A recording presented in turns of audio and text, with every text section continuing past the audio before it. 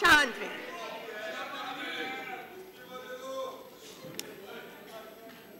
Honorable Madam Speaker, it's my painful duty to report to this august House certain events that took place yesterday in New Delhi.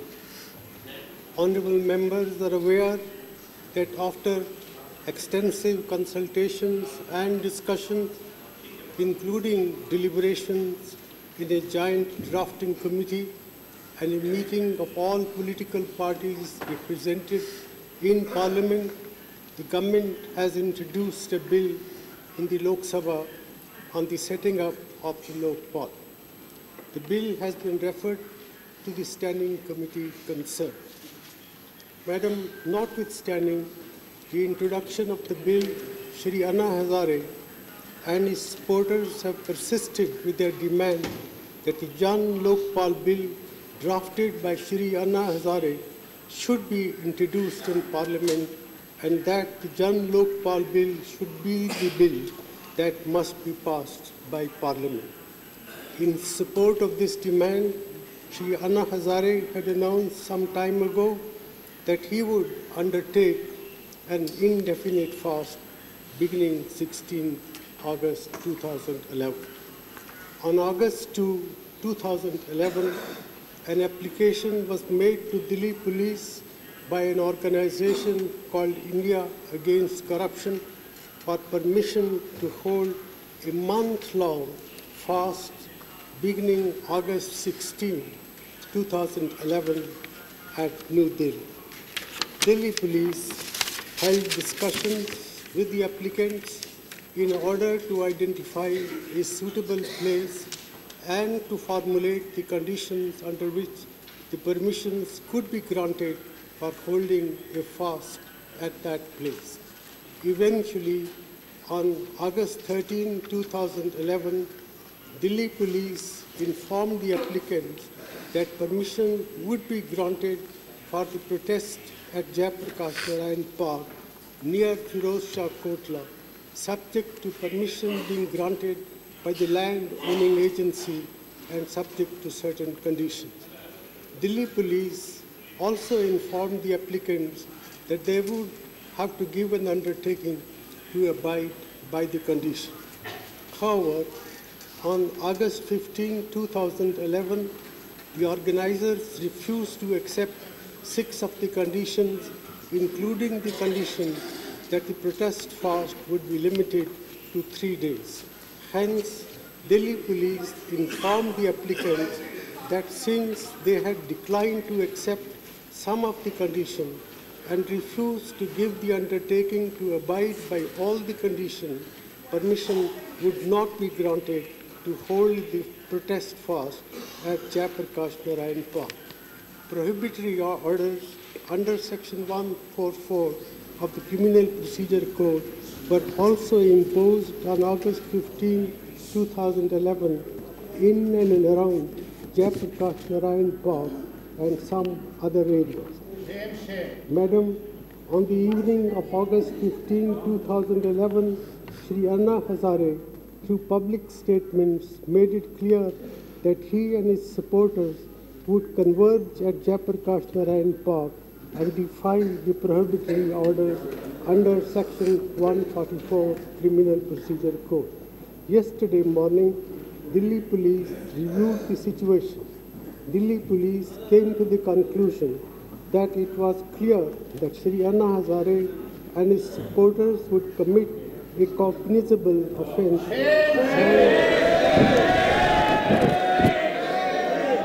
And there was a likelihood of a breach of peace. Hence, Shri Anna Hazare and 6 others were arrested as a preventive measure under Section 151-104 Criminal Procedure Code. They were taken to the Delhi Police Officers' Mess at Alipur Road and subsequently produced before a magistrate. Delhi Police did not seek the police remand of the arrested person. The magistrate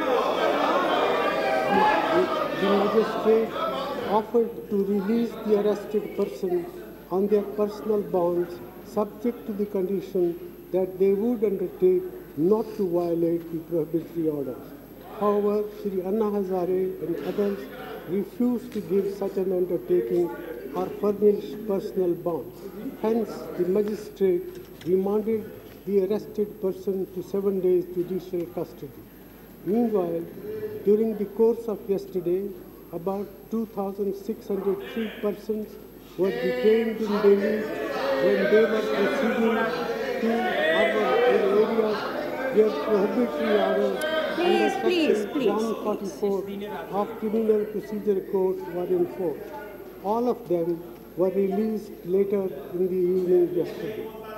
Late yesterday evening, Delhi police received information that Shri Anna Hazare intended to move the Supreme Court challenging the orders of Delhi police.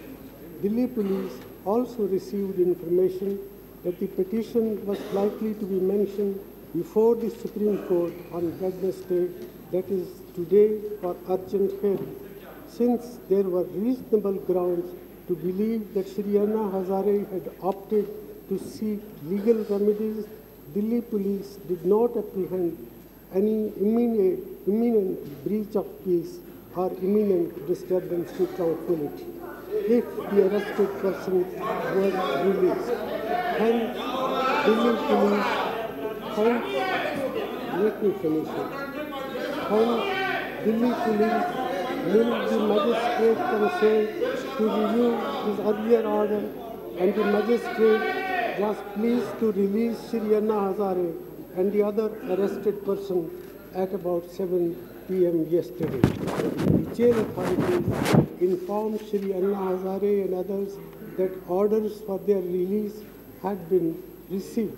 However, Shri Anna Hazare and others except one declined to leave the jail premises unless the government gave an undertaking that they would be permitted to hold their protest fast at Jayaprakash Narayan Park without any condition. Madam, our government acknowledges the right of citizens to hold peaceful protest. In fact,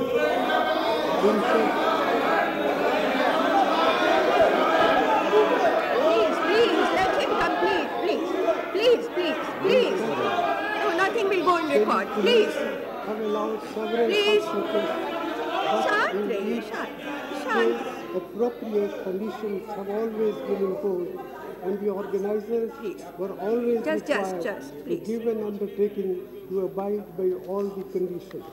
Shri Anna Hazare and his supporters would have been allowed to hold their protest fast if they had accepted the conditions under which permission was granted and undertaken to abide by the conditions. Since they declined to do so, Delhi police was obliged to refuse permission to hold the protest fast. Madam, the government wishes to stress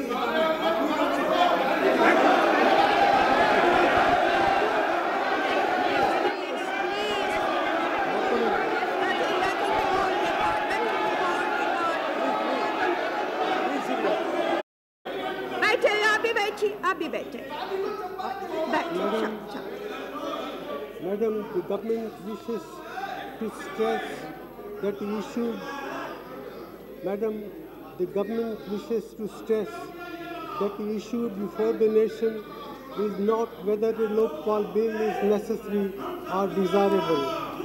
All of us in this House are agreed that a Lokpal bill must be passed as early as possible.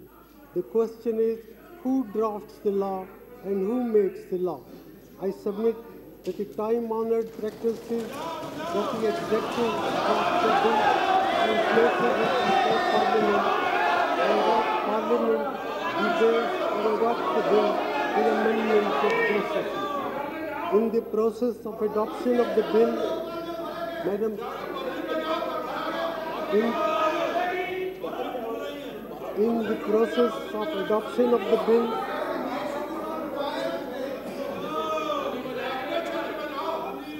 Madam, in the process of adoption of the bill, there will be opportunities for Shri Anna Hazare and others to present their views to the standing committee to which the bill has been referred by the Honourable Speaker. The standing committee as well as Parliament can modify the bill if they so desire. However, I am not aware of any constitutional philosophy or principle that allows anyone to question the sole prerogative of Parliament to make a law. In making the law on Lokpal, the government has faithfully adhered to the well-settled principles. As far as I am able to gather, Shri Anna Hazare questions these principles and claims a right to impose his Jan Lokpal bill upon Parliament. Madam, let me finish. You can have. Please. Madam, I acknowledge that Shri Anna Hazare may be inspired by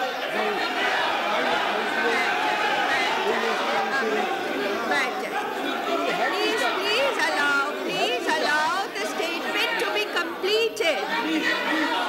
Nothing will go on record except what Honourable Prime Minister is saying.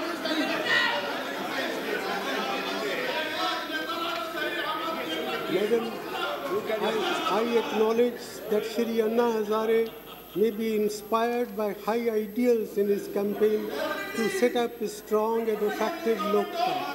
However, the path that he has chosen to impose his draft of a bill upon Parliament is totally misconceived and fraught with grave consequences for our parliamentary democracy. Madam, our government does not seek any confrontation with any section of society.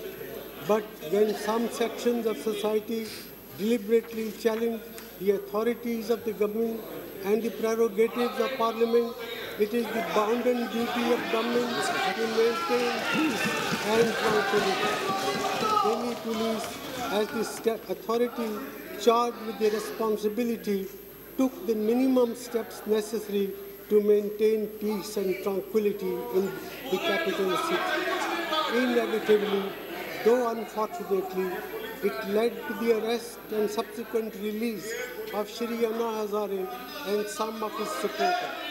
I sincerely hope that the incidents of yesterday will not be repeated today or in the future. Madam,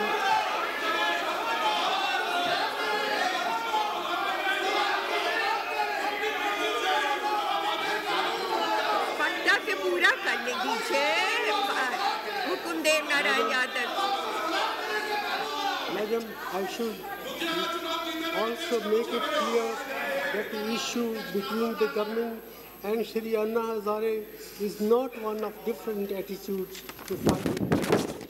In my Independence Day address, I spoke at length about the need to deal effectively with corruption. I would like to assure the House that we are determined to provide a government that is transparent, accountable and responsive at all times and determined to fight corruption. But as I said on 15th August at the Red Fort, there is no magic wand by which in one stroke we will get rid of the menace of corruption. We have to work simultaneously on several fronts. In my 15th August address, I have outlined some of the measures we intend to put in place to strengthen our fight against corruption. I invite all sections of this House to join hands with us to deal with the cancer of corruption. Madam, with respect to the events of yesterday, I will only say that a functional and functioning democracy must allow multiple voices to be heard, but differences of opinion must be resolved through dialogue and consensus. Those who believe that their voice and their voice alone represents the will of 1.2 billion people should reflect deeply on that position.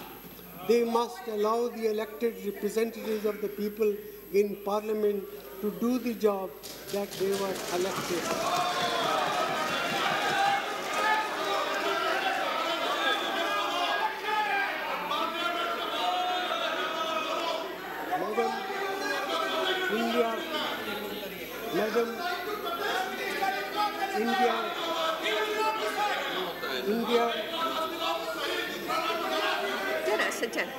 Madam, India is an emerging economy.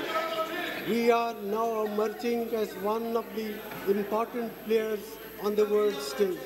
There are many forces that would not like to see India realize its true place in the committee of nations. We must not play into their hands.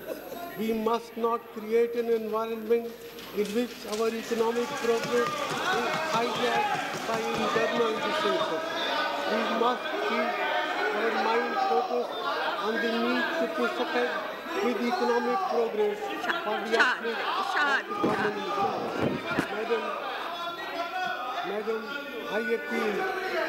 Madam,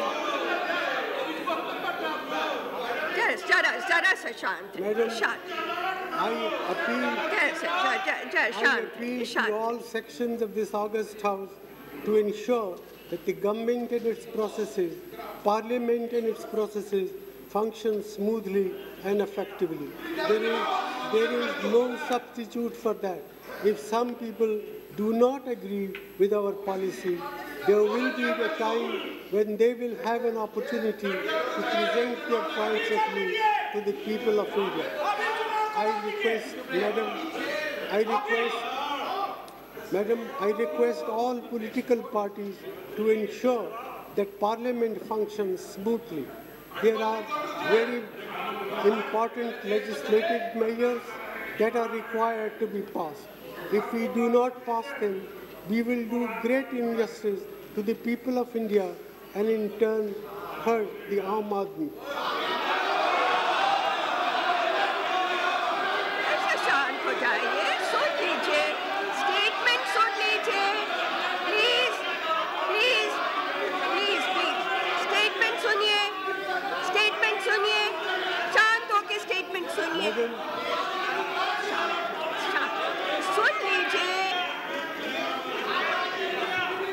Madam, we are willing to debate every issue in Parliament, and we have demonstrated that we are cooperating with the opposition in every possible way to ensure that Parliament functions smoothly. Madam, we as elected representatives of our people should do nothing to weaken our people's faith in the capacity of our democracy, our institutions, and our social ideals and values to overcome all difficulties. We should have faith that we can build a promising future for ourselves. Let us unite in that faith. Question number 220.